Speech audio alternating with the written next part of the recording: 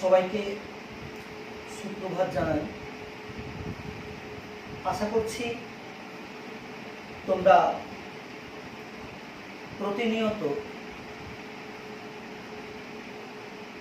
কঠোর অধ্যয়ন করছো এবং নিজেদের জীবনকে সুরক্ষিত করছো। আজ আমি বাংলার পাঠশালায় তোমাদের পড়াবো আমরা কবিতার পরবর্তী দুটি স্তবক।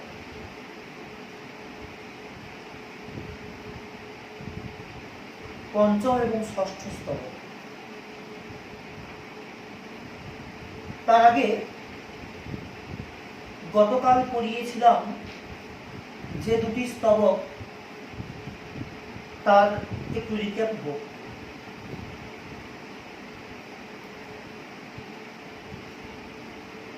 তৃতীয় আর চতুর্থ স্তবক পড়িয়েছিলাম। তৃতীয় স্তবকে বাংলা ও বাঙালির শিক্ষা, সাংস্কৃতিক চেতনা,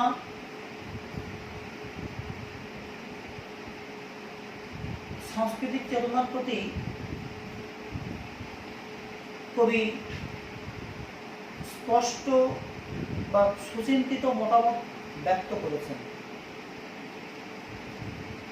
শিক্ষা, সংস্কৃতি, সাহিত্য, তৃতীয় স্তবকে এই শিক্ষা, সাংস্কৃতিক চেতনা, সাহিত্য চেতনা এর প্রতি কবি ইঙ্গিত করেছিলেন। চতুর্থ স্তবকে স্থাপত্য ভাস্কর্য শিল্পে বাঙালির কৃতিত্ব, বাঙালির অবদান বিষয়ে তিনি মত প্রকাশ করেছিলেন। পাশাপাশি বাঙালির চিরায়ত লোকসংস্কৃতির প্রতিও কবি শ্রদ্ধাশীল হয়েছিলেন এই স্তবকে। আর বাউল আর কীর্তনের গান যুগের পর যুগ, শতাব্দীর পর শতাব্দী ধরে বাঙালির হৃদয়কে কিভাবে মন্থন করেছে তার প্রতিও কবি দৃষ্টি নিবদ্ধ করেছিলেন। এই বিষয়ে তোমাদেরকে একটা টিকা লেখাই। কীর্তন আর বাউল গান কি, এই বিষয়ে একটু বলি। তারও আগে ওই যে আমাদেরই পর অক্ষয় করে রেখেছে অজন্তায়, অজন্তা সম্পর্কে তোমাদেরকে কালকে সংক্ষেপে বলেছিলাম। আজ অজন্তা সম্পর্কে একটু বিস্তারিত তথ্য তোমাদেরকে দিচ্ছি। মহারাষ্ট্রের ঔরঙ্গাবাদ জেলার জলগাঁও রেল স্টেশনের কাছে অবস্থিত অজন্তা বৌদ্ধ যুগের গুহা শিল্পের জন্য বিখ্যাত। গভীর খাড়া গিরিখাতে পাথর কেটে এটি তৈরি। মনে করা হয় খ্রিস্টপূর্ব 2য় শতক থেকে খ্রিস্টীয় 7ম শতাব্দীর মধ্যে এগুলি নির্মিত। এগুলিতে পাওয়া ছবি ও ভাস্কর্য তৎকালীন বৌদ্ধ ধর্মীয় শিল্পের উৎকৃষ্ট নিদর্শন। অজন্তার অদূরে ইলোরা অবস্থিত। দুটিই ভারতের অন্যতম পর্যটন কেন্দ্র। 19 শতকে 1819 খ্রিস্টাব্দে এটি নতুন করে আবিষ্কৃত হয়।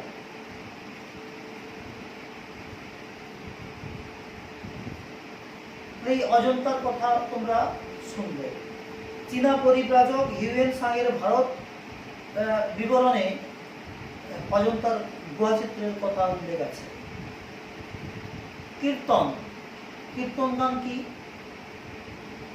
গুণ বর্ণনা, রাধা কৃষ্ণের লীলা বিষয়ক গান এই কীর্তন গানের মধ্যে আমরা করে থাকি। কীর্তন বাঙালির এক অভিনব সৃষ্টি। কথা ও সুরের মেলবন্ধনে সৃষ্ট এই গান বাঙালির দিব্য অবদান। রূপে, জ্ঞানে, শৌর্যে ও কর্মে শ্রেষ্ঠতার নাম স্মরণ ও গুণ বর্ণনাই হল কীর্তন। এই কীর্তনই বাংলা গানের অন্যতম প্রাচীন ধারা। বৈষ্ণব পদাবলী, বিষ্ণুর উপাসক যারা, তাদেরকে বৈষ্ণব বলা হয়। এই বিষ্ণুর উপাসনা যারা করতেন, সেই বৈষ্ণবদের যে গ্রন্থ, যে গান, বৈষ্ণবদের তথ্য যে গ্রন্থগুলোতে লিপিবদ্ধ আছে, সেই গ্রন্থগুলো হচ্ছে বৈষ্ণব পদাবলীর গ্রন্থ। গান হিসেবে এগুলো হয় বৈষ্ণব পদাবলীর গান। বৈষ্ণব পদাবলীকে ভিত্তি করে কীর্তনের প্রসার। বিভিন্ন সময়ে যেসব কীর্তন গায়করা গানে বিশেষ নাম করেছেন, তারা হলেন কীর্তন সম্রাট নন্দকিশোর দাস, কমলা ঝুরিয়া, রাধারমন কর্মকার, গোপাল দাস বাবাজি, গীতশ্রী ছবি বন্দ্যোপাধ্যায়, ললিতা দাসী, সত্যসাধন বৈরাগ্য, শ্যামলী দাসী, নিমাই ধারা, সুবোধ দাস বৈরাগ্য প্রমুখ। এবার আসি বাউল গান সম্পর্কে। ধর্মীয় সংকীর্ণতা ও সংস্কার থেকে মুক্ত সাধক সম্প্রদায় বিশেষ। সংস্কৃত বাতুল শব্দ থেকে বাউল শব্দটি এসেছে, যার অর্থ খ্যাপা লোক বা পাগল। উদার এই মন নিয়ে এক শ্রেণীর সাধক গান লেখেন, সেই গান হলো বাউল গান। বাউল গান এক ধরনের আধ্যাত্মিক সঙ্গীত। বাউল গানের বিখ্যাত একটি ধারা হলো লালন গীতি, লালন ফকিরের গান। অন্যভাবে বলা যায়, বাউল একটি বিশেষ লোকাচার ও ধর্মমত।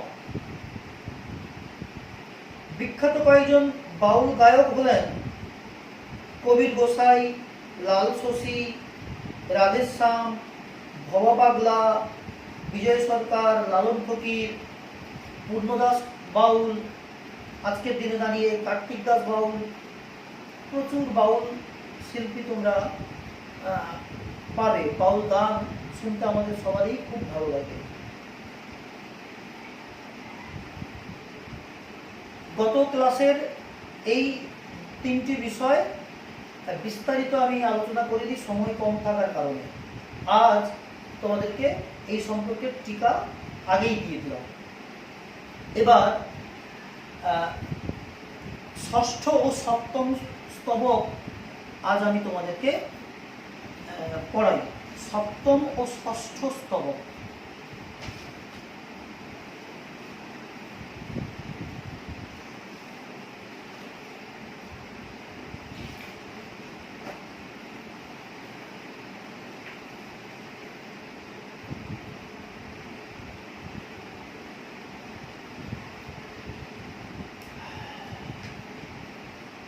বেশ।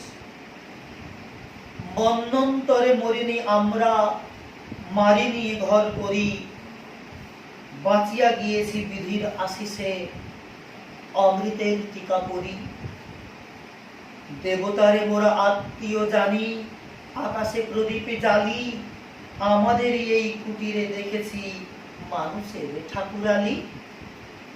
ঘরের ছেলের চক্ষে দেখেছি বিশ্বভূপের ছায়া, বাঙালির হিয়া অমিয় মথিয়া, নিমাই ধরেছে কায়া। বীর সন্ন্যাসী বিবেকের বাণী, ছুটেছে জগতময়, বাঙালির ছেলে ব্যাঘ্রে বৃষভে, ঘটাবে সমন্বয়। তাহলে পুরো স্তবকটা পড়ে ফেললাম। পুরো স্তবকের মধ্যে কবি যে মূল বিষয়টির প্রতি ইঙ্গিত করেছেন, সেই মূল বিষয়কে দুটি ভাগে ভাগ করা হয়েছে।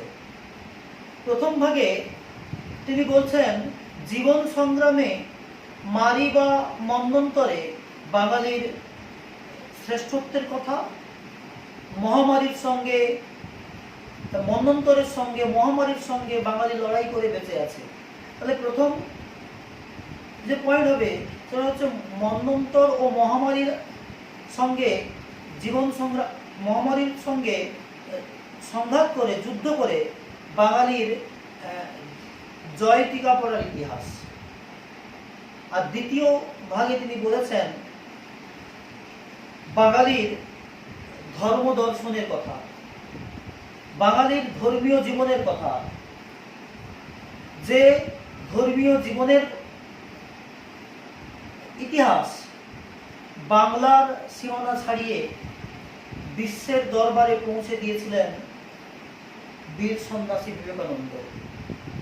সেই বাঙালি হিন্দুর ধর্মীয় চিন্তা চেতনার কথা এই স্তবকে বলা হয়েছে। এবার একটু ব্যাখ্যায় যাই। মন্বন্তরে মরিনি আমরা, মারি নিয়ে ঘর করি।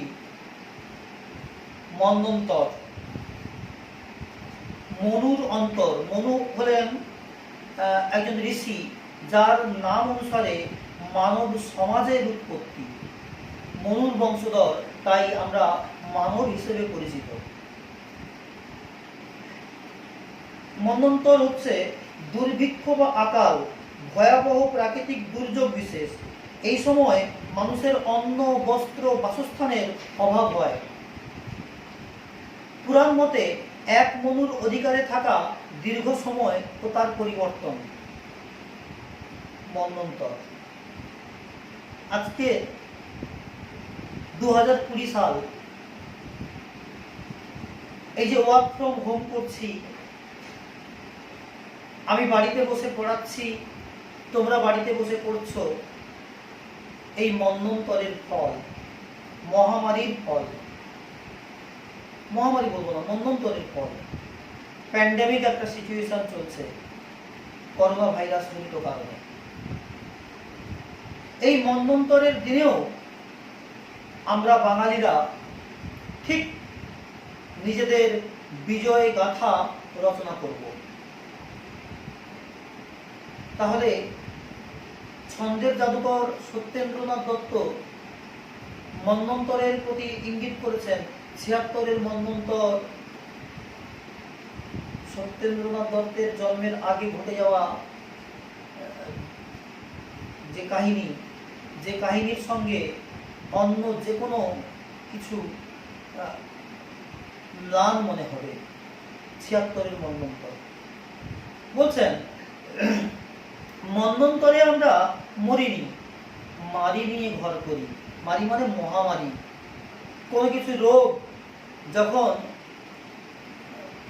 বিশাল অঞ্চল জুড়ে ছড়িয়ে যায়, আকালের চেহারা নেয়, সেই বিশেষ অবস্থাকে আমরা মহামারীর অবস্থা বলি। মড়ক, সংক্রামক রোগের কারণে একসঙ্গে বহু লোকের মৃত্যু। এই মহামারীতেই আমরা আজ কাবু। আমরা এই মহামারীতেই কাবু। মন্বন্তর সাধারণত বৃষ্টি না হলে, আমরা তো ভারতবর্ষ বৃষ্টির ফলে বেঁচে থাকা একটা দেশ, কৃষিকাজের ফলে বেঁচে থাকা একটা দেশ, আর বৃষ্টি না হলে কৃষিকাজ হবে কি করে? মৌসুমী বায়ুর অনিশ্চয়তা ভারতবর্ষের ভাগ্য নির্ধারণ করে। তার ফলে মন্বন্তর তৈরি হয়, আর এই মন্বন্তরের সঙ্গেই আসে মহামারী তার রোগ নিয়ে। এবছর অনেকেই বলছেন, বিশ্বের প্রায় সব দেশই বলছেন যে দেশটি এই করোনা ভাইরাস ছড়িয়ে দিয়েছে সারা পৃথিবীতে, বায়োলজিক্যাল ওয়ারফেয়ার করছে, সেই চীন, তাদের উহানের ল্যাবরেটরিতে এই করোনা ভাইরাসের জন্ম হয়েছিল, নোভেল করোনা ভাইরাসের। কোভিড-19 2019-এ প্রথম ধরা পড়ে, তাই 19। প্রচুর মানুষ মারা যাচ্ছেন, সংক্রামিতের সংখ্যা কয়েক কোটি, মারি নিয়ে ঘর করি। আমরা মন্বন্তর মহামারী এর সঙ্গে আমরা পরিচিত, বাকি বিশ্ব হয়তো খুব একটা পরিচিত নয়। আমরা কিন্তু মহামারী, মন্বন্তর এই শব্দগুলোর সঙ্গে বিশেষ পরিচিত। কবি বলছেন মহামারী, মন্বন্তর,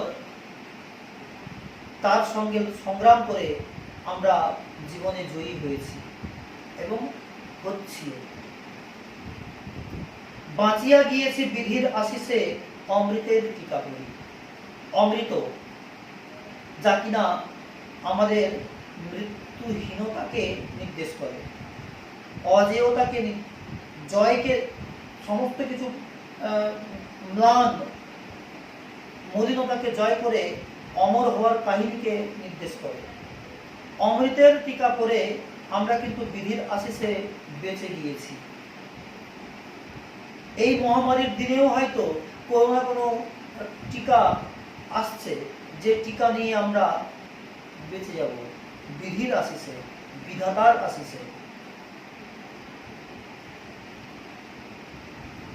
দেবতারে মোরা আত্মীয় জানি, আকাশে প্রদীপ জ্বালি।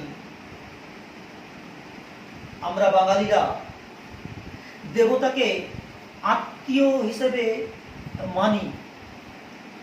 দেবতা যেন আমাদের সঙ্গে একীভূত। মানুষ এবং দেবতাকে আলাদা করা যায় না, বাঙালিরা করে না। কারণ আমরা বাঙালিরা ধর্মপ্রাণ, ঈশ্বরে বিশ্বাস করি। আমরা মানি ঈশ্বর অবিনশ্বর, আত্মা অবিনশ্বর। ঈশ্বরের দূত হিসেবে আমাদের পথ চলা। বলছেন দেবতারে মোরা আত্মীয় জানি। সব থেকে বড় আত্মীয় কে? আমাদের মা বাবা, বাবা মা।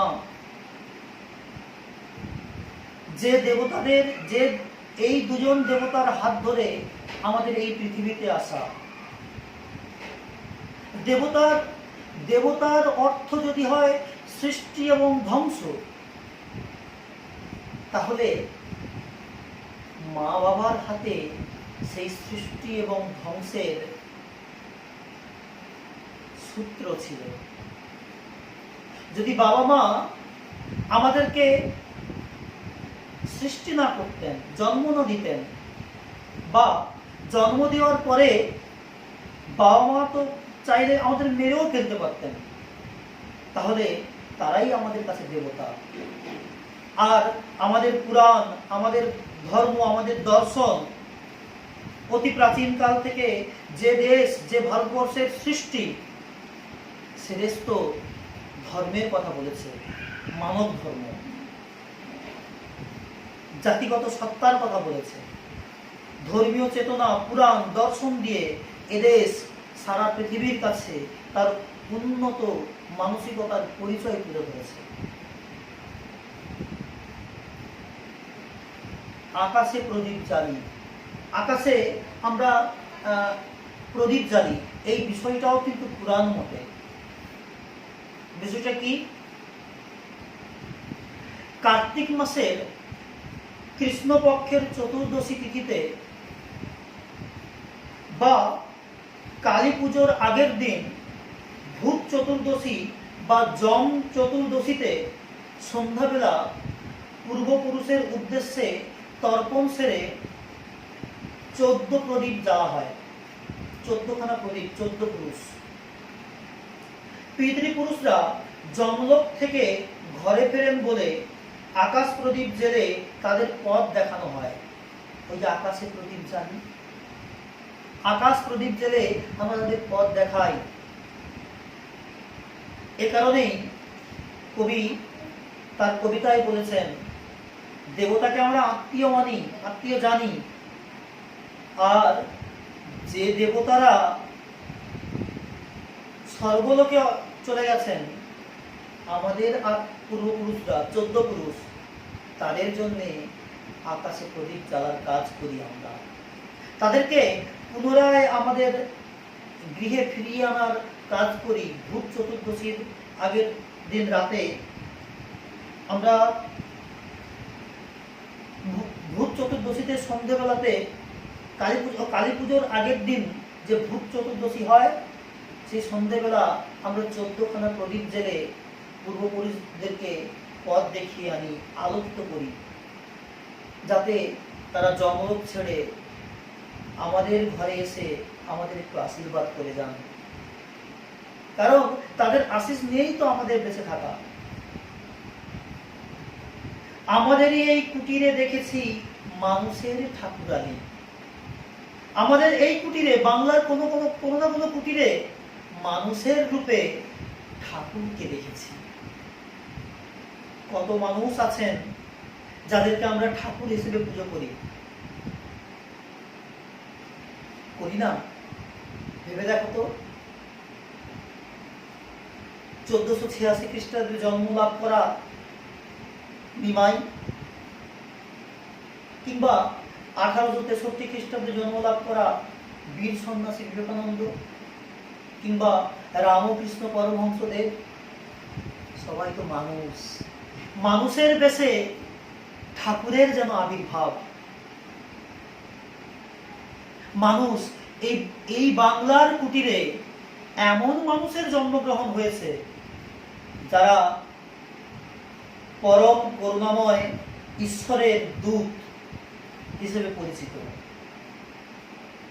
তাহলে আমাদের কুটির, পর্ণ কুটিরে, আমাদের ছোট্ট কুটিরগুলোতে কোথাও কোনো ঘরে হয়তো ঘর আলো করে জন্মগ্রহণ করা মানুষেরা মহাপুরুষ হিসেবে পূজিত হন, তাই না? আজ 100 বছর অতিক্রান্ত হয়ে গেছে, 100 বছরেরও বেশি বীর সন্ন্যাসী বিবেকানন্দের অমর্ত্যলোকে যাত্রা।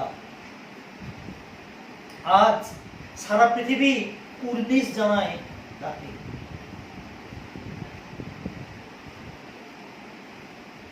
201 বছরে পদার্পণ করছে বীর সন্ন্যাসী বিবেকানন্দের জন্মদিন, আগামীকাল 26শে সেপ্টেম্বর। তিনি তো মানুষরূপী দেবতা, যার সেবায়, যার কাজে এই বাঙালি প্রাণ পেয়েছে। বিদ্যাসাগর যে ভার বহন করেছিলেন বাংলার, তার ফল ভোগ করছি আমরা, আজকের আমরা। তোমরা যারা আমাদের ছাত্রী আছো, বিশেষ করে স্ত্রী শিক্ষার প্রসারে বিদ্যাসাগরের অবদান কোনো দিন বাঙালি ভুলতে পারবে না। এরা তো ঠাকুর, মানুষের কাছে ঠাকুর, দেবতা। আমাদেরই এই কুটিরে দেখেছি মানুষের ঠাকুরালী। ঘরের ছেলের চোখে দেখেছি বিশ্বভূপের ছায়া। ঘরের ছেলের মধ্যেই আমরা বিশ্ব প্রতিনিধি, বিশ্ব কায়ার ছবি দেখেছি। বিশ্বভূপ, ঐশ্বরিক সত্তা আমরা দেখেছি। কারা কারা? নামগুলো আমি বলে দিয়েছি তোমাদেরকে একটু। আমাদের ঘরে, আমাদের কোনো কুটিরে যে ছেলের জন্ম হয়েছে, হয়তো কোনো দিন, কোনো বছর, কোনো শতাব্দীতে, কোনো যুগে, সেই ছেলেই বাঙালিকে পৌঁছে দিয়েছেন বিশ্বের দরবারে তার ঐশ্বরিক সত্তা নিয়ে। বাঙালির হিয়া অমিয় মথিয়া নিমাই ধরেছে কায়া। বাঙালির হৃদয়ের অমৃত মন্থন করে আমরা যদি দেখতে পাবো সেই হৃদয়ের মধ্যে বিরাজ করছেন এমন এক বাঙালি যাকে আমরা নিমাই বলে চিনি। নিমাই, যার আসল নাম শ্রী চৈতন্যদেব, চৈতন্য মহাপ্রভু। নিমাইয়ের কথা বললে মনে হয় ওই হাত উপরে তুলে কৃষ্ণ নাম করা একজন মানুষ, বিষ্ণু নাম করা একজন মানুষ, যার দিব্যকান্তি আমাদেরকে মনে করায় কোনো ঈশ্বরের কথা। চৈতন্যদেবকে দেখলে মনে হয় স্বয়ং ঈশ্বর, স্বয়ং ভগবান যেন আমাদের সামনে এসে হাজির হয়েছেন। এই নিমাই সম্পর্কে তোমাদেরকে দু চার কথা বলি, তোমরা তোমাদের মতো করে নোট করো। মহাপ্রভু শ্রী চৈতন্য দেবের বাল্য নাম,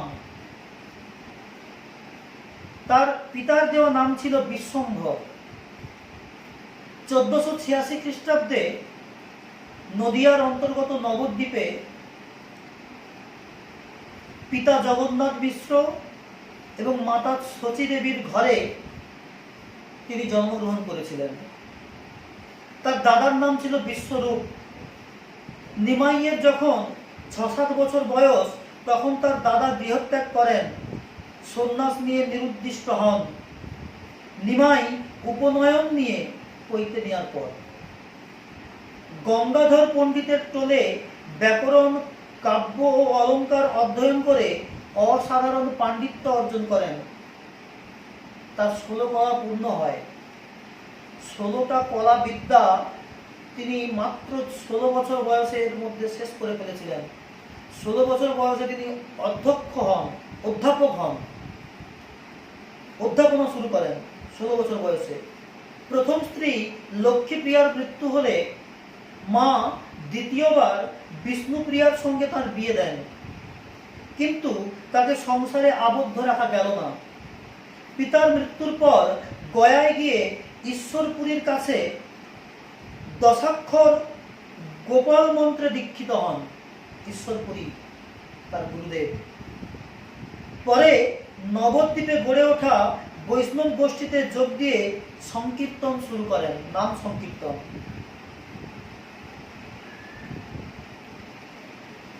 তারই ভক্তিরসে জারিত হয়ে বৈষ্ণব ধর্ম নবরূপে গড়ে ওঠে। পুরানো বৈষ্ণব ধর্মে যেন নতুন প্রাণ প্রতিষ্ঠা করেছিলেন এই নিমাই।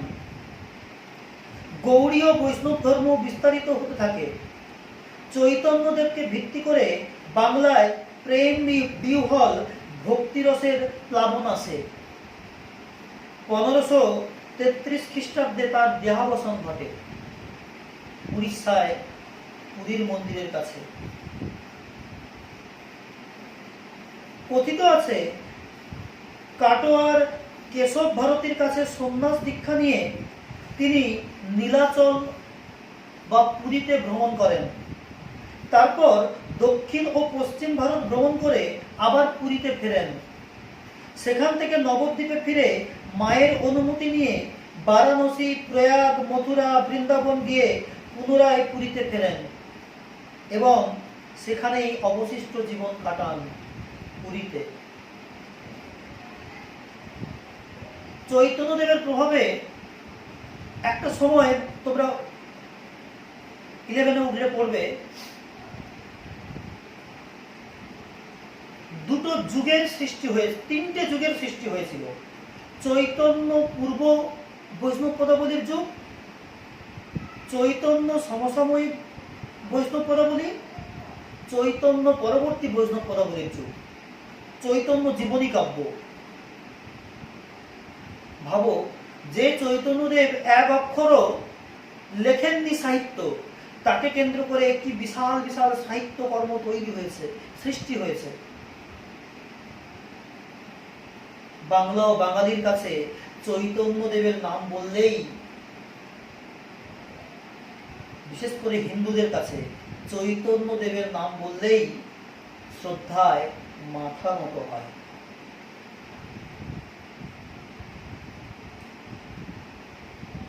বীর সন্ন্যাসী বিবেকের বাণী ছুটেছে জগৎময়। বীর সন্ন্যাসী বিবেকানন্দের কথা তিনি এবার লিখলেন।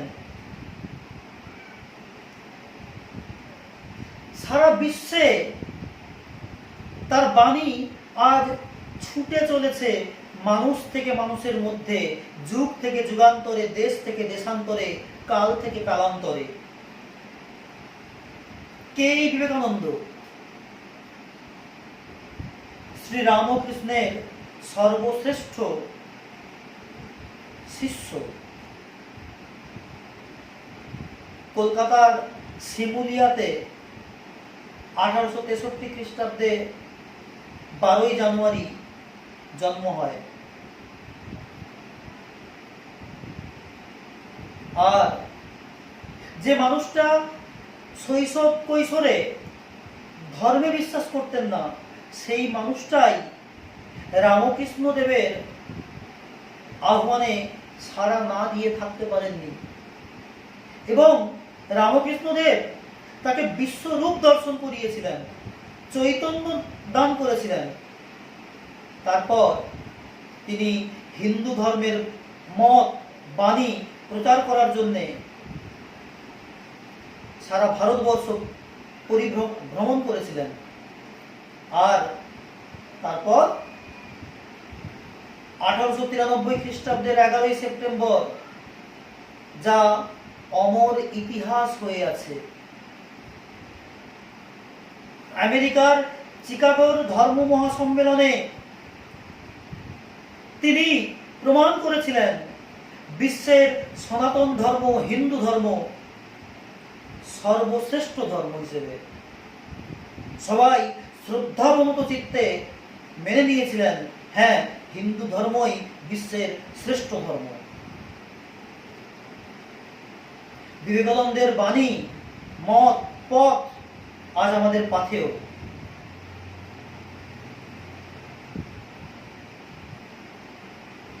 তাই না? ভাবো, বনেদি বাড়িতে জন্ম নিয়েও তিনি প্রতিটা মানুষকে সমান চোখে দেখতেন।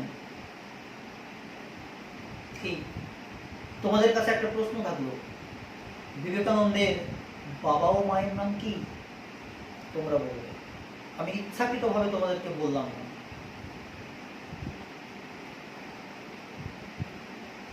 (1893 খ্রিস্টাব্দের 11ই সেপ্টেম্বর ভারতের কথা, বিশ্বের সবচেয়ে প্রাচীন ধর্মগুলোর মধ্যে যে ধর্ম হিন্দু ধর্ম, তার বাণী প্রচার করেছিলেন। কি বলেছিলেন তিনি? মাত্র কয়েক মিনিট সময় পেয়েছিলেন শেষ বক্তা হিসেবে। 11ই সেপ্টেম্বর যখন বলতে উঠলেন তিনি সর্বশেষ বক্তা, তার আগে ভারতবর্ষকে হেয় করা হতো, কারণ ইংরেজরা তো সেভাবেই দেখিয়েছিল এদেশকে। একটা ধর্মীয় ভাব, ধর্মীয় চেতনার সঙ্গে সঙ্গে ভারতের বৈপ্লবিক জগতেও কি বিশাল আলোড়ন সৃষ্টি হয়েছিল। কি বলেছিলেন? তিনি দেখিয়েছিলেন যে ভারতবর্ষ, ভারতের হিন্দু ধর্ম, ভারতের সনাতন ধর্ম সবাইকে শ্রদ্ধা করতে শেখায়। তিনি উঠে বলেছিলেন, হে আমার আমেরিকাবাসী ভাই ও বোনেরা, এই কথা বলার সঙ্গে সঙ্গে হাততালি আর হাততালিতে ফেটে পড়েছিল চিকাগোর ওই ধর্ম সম্মেলনের কক্ষ। শোনেনি, আমেরিকাবাসী এরকম কথা ভাবতে পারেনি যে কোনো এক হিন্দু সন্ন্যাসী তাদেরকে ভাই বোন হিসেবে সম্বোধন করছেন। এ এক অমোঘ বাণী। যেন সেই দিন, সেই সময়কে কেন্দ্র করে সত্যেন্দ্রনাথ দত্ত বিবেকানন্দের কথা স্মরণ করলেন। বাঙালির ছেলে ব্যাঘ্রে বৃষভে ঘটাবে সমন্বয়। কথায় আছে না, বাঘে গরুতে এক ঘাটে জল খায়। ওই যে বাঘ আর গরু হিংস্রতা সঙ্গে শান্তি বাণী একত্রিত করে সমন্বয় ঘটানোর কাজ বাঙালির ছেলেরাই করে।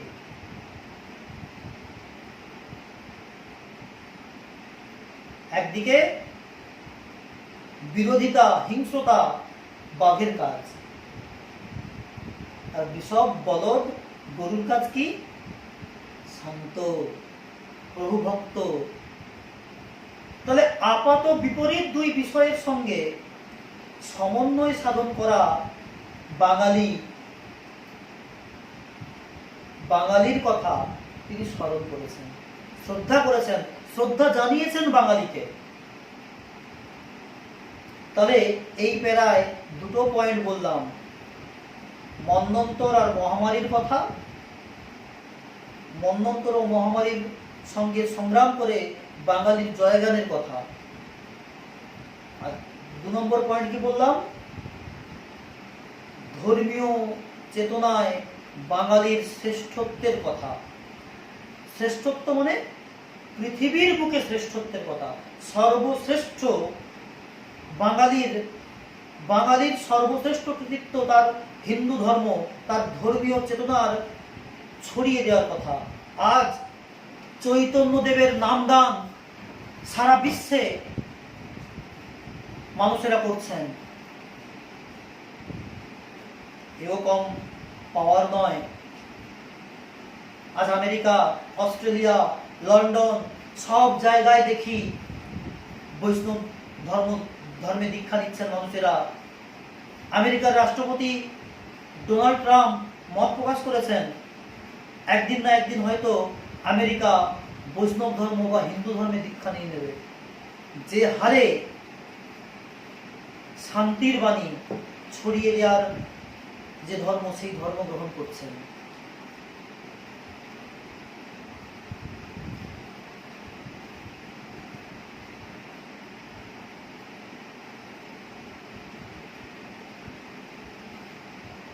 পরের পয়েন্ট, পরের স্তবক, তপের প্রভাবে বাঙালি সাধক জড়ের পেয়েছে ছাড়া, আমাদের এই নবীন সাধনা সব সাধনার পাড়া। বিষম ধাতুর মিলন ঘটায়ে বাঙালি দিয়েছে বিয়া, মোদের নব্য রসায়ন শুধু গরমিলে মিলাইয়া। বাঙালির কবি গাহিছে জগতে মহামিলনের গান, বিফল নহে এ বাঙালি জনম, বিফল নহে এ প্রাণ। ভবিষ্যতের পানে মোরা চাই আশা ভরা আহ্লাদে, বিধাতার কাজ সাধিবে বাঙালি ধাতার আশীর্বাদে। তাহলে এই স্তবকে বিজ্ঞানে, রসায়নে, কি পদার্থবিদ্যা, কি জীববিদ্যা, রসায়নবিদ্যা, সর্বক্ষেত্রে বাঙালির সর্বশ্রেষ্ঠ হওয়ার কাহিনী বর্ণনা করা হয়েছে। শুধু তাই নয়, বাঙালির তন্ত্র সাধনার প্রতিও এখানে কবি দৃষ্টিপাত করেছেন।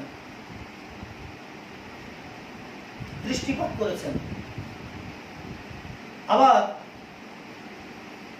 বিশ্বকবির কথাও বলেছেন, মহামিলনের গানের কথাও বলেছেন।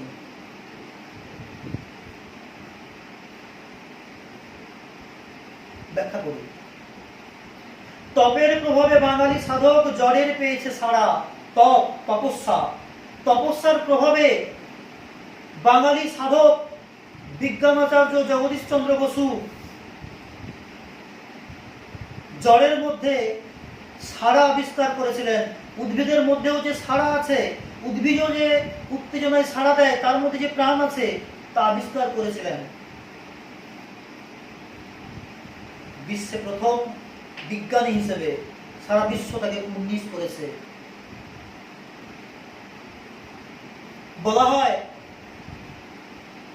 এই যে তোমরা রেডিওতে অনুষ্ঠান শোনো, বেতার, এই বেতারের আবিষ্কারকও জগদীশচন্দ্র বসু। যদিও নাম হয় মার্কনির, কিন্তু পরে প্রমাণিত হয়েছে জগদীশচন্দ্র বসুর তত্ত্ব চুরি করেছিলেন মার্কনি। চুরি করে নিজের নামে বেতারের আবিষ্কারক হিসেবে ছড়িয়েছিলেন গবেষণা।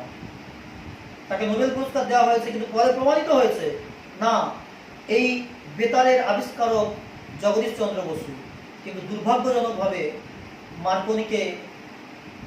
মার্কনির কাছ থেকে নোবেল পুরস্কার নোবেল কমিটি ছিনিয়ে নেয়নি। তার তপের প্রভাবে বাঙালি সাধক জ্বরের মধ্যে প্রাণের ছাড়া পেয়েছিলেন। আমাদের এই নবীন সাধনা সব সাধনার বাড়া, তন্ত্র মন্ত্রের মধ্যে দিয়ে যে নবীন সাধনা চলেছে, তাও তো বাঙালিকে পৃথিবীর বুকে শ্রেষ্ঠত্ব প্রমাণ করেছে বাঙালি।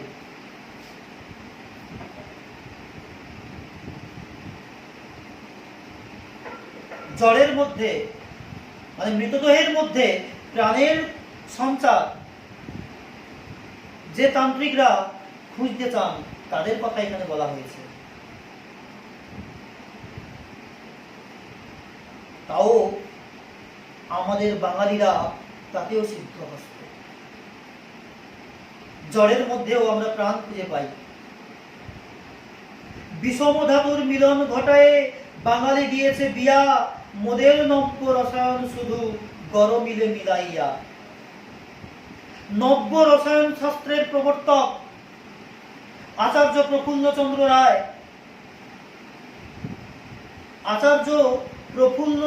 রায়, নব্য রসায়ন শাস্ত্রের প্রবর্তক। তোমাদের বলি,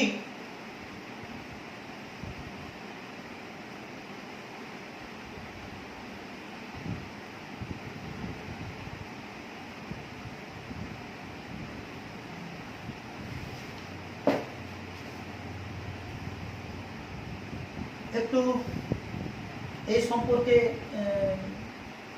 ব্যাখ্যা করি। বিষম ধাতুর মিলন ঘটিয়েছিলেন বাঙালি বিজ্ঞানাচার্য রসায়নবিদ প্রফুল্লচন্দ্র রায়। তিনি কি করেছিলেন? পারদ ও নাইট্রাইট মিশিয়ে মার্কিউরাস নাইট্রাইট তৈরি করেছিলেন। পুরনো রসায়নবিদ যারা, তারা এটাকে অসম্ভব ভেবেছিলেন, যে অসম্ভব হতে পারে না। ওই যে দেখো বলেছে দুটো বিষম ধাতুর মিলন ঘটিয়ে দিয়েছেন। পারদ আর নাইট্রাইট মিশিয়ে মার্কিউরাস নাইট্রাইট আবিষ্কার করেছেন, যা কিনা গরমিল ছিল। কোনোদিন মিল হবে না বলে পুরনো রসায়নবিদরা ভেবেছিলেন। তাদের সেই ভাবনাকে ভুল প্রমাণ করে আচার্য প্রফুল্লচন্দ্র রায়, নব্য রসায়ন শাস্ত্রের প্রবর্তক, তিনি মার্কিউরাস নাইট্রাইট আবিষ্কার করলেন। বলছেন কবি, বিষম ধাতুর মিলন ঘটায় বাঙালি দিয়েছে বিয়া, মোদের নব্য রসায়ন শুধু গরমিলে মিলাইয়া। নব্য রসায়নের যে পুরনো রসায়নের যে গরমিল ছিল, সেই গরমিলকে মিটিয়ে দিয়ে তার সমস্যার সমাধান করে নতুন রসায়নের আবিষ্কার করেছিলেন আচার্য প্রফুল্লচন্দ্র রায়।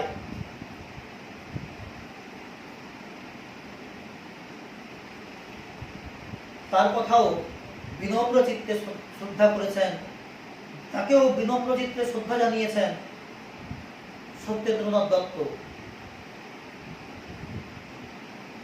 বাঙালির কবি গাহিছে জগতে মহামিলনের গান। কে? রবীন্দ্রনাথ ঠাকুর। কোন মহামিলনের গান গেয়েছেন? তার কাব্য, নাটক, উপন্যাস, গান সবের মধ্যেই মহামিলনের কথা বলা আছে। ক্লাস 7-এ তোমরা পড়ে এসেছো কি কবিতা? যে কবিতায় মহামিলনের কথা বলেছিলেন রবীন্দ্রনাথ ঠাকুর। হেমর চিত্ত উন্নতীর্থে জাগরে ধীরে, এই ভারতের মহামানবের সাগর তীরে।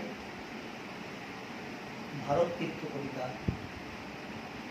তাহলে মহামিলনের গানে সারা বিশ্বে বিশ্ববন্দিত বিশ্বকবি, প্রথম এশিয়াবাসী নোবেল পুরস্কার পাওয়া সাহিত্যিক রবীন্দ্রনাথ ঠাকুরের মহামিলনের গানের প্রতি কবি ইঙ্গিত করেছেন। বিফল নহে বাঙালি জনম, বিফল নহে প্রাণ। কই বলছেন যে বাংলায় জন্মগ্রহণ করেছি, বাঙালি হিসেবে আমার এই জন্ম বিফল নয়, এ প্রাণ বিফল নয়। কেন? এই বাংলায় বাঙালি তো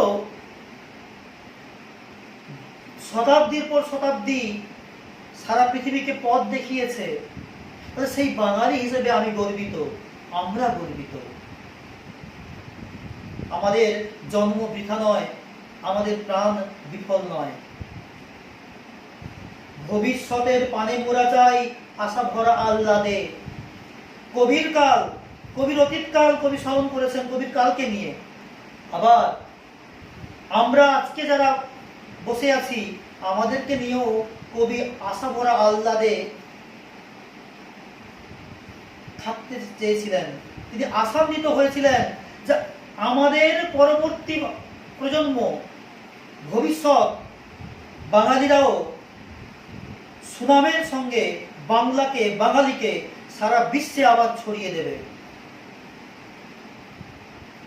দেখো, আজ বাঙালির নাম সারা বিশ্বেই আছে। তুমি সারা বিশ্বের যেখানে যাবে, বাঙালির শ্রেষ্ঠত্ব সেখানে প্রমাণিত হবে।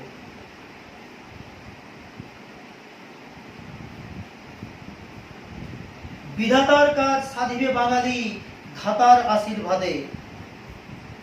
সৃষ্টি স্থিতি লয় যিনি রাখেন, তো নির্মাণ করেন, তিনি তো বিধাতা। ধাতার আশীর্বাদে বাঙালিরাই রাখবে, তাদের মান সম্মান তুলে ধরবে। ধাতা বিধাতা পরম করুণাময় ঈশ্বর ভগবান, তাদের আশীর্বাদেই বাঙালিরা আবার বাংলাকে বিশ্বের দরবারে তুলে ধরবেন। মান্নাদের সেই গান তোমাদের কি মনে পড়ছে? বলো বলো, সরি মান্নাদের নয়, এই যে ভারত আবার জগৎ সভায় শ্রেষ্ঠ আসন লাভে। বলো বলো বলো সবে, শত বিনা বেনু রবে, ভারত আবার জগৎ সভায় শ্রেষ্ঠ আসন লবে। কর্মে মহান হবে, ধর্মে মহান হবে। সব বিষয়ে মহান হবে ভারতবর্ষ, আর সেই মহান হওয়ার পথে বাংলা ও বাঙালি হবে চালিকা শক্তি। তাহলে আজকের ক্লাসে পঞ্চম ও ষষ্ঠ স্তবক তোমাদের পড়ালাম। যে পঞ্চম এবং ষষ্ঠ স্তবকে একদিকে মন্বন্তর মহামারী, ধর্মীয় চেতনায় বাঙালির শ্রেষ্ঠত্বের কথা বলা হয়েছে, অন্যদিকে বিজ্ঞান, চিকিৎসা শাস্ত্রে, তন্ত্রবিদ্যায়, কাব্যের জগতে বাঙালির বিশ্বময় হয়ে যাওয়ার, বিশ্বভূপে পরিণত হওয়ার বার্তা কবি দিয়েছেন। ভালো করে শুনবে, বইয়ের সঙ্গে মেলাবে, ব্যাখ্যাগুলো লিখবে এবং পড়াশোনা করবে। আজ এই পর্যন্ত, ভালো থেকো।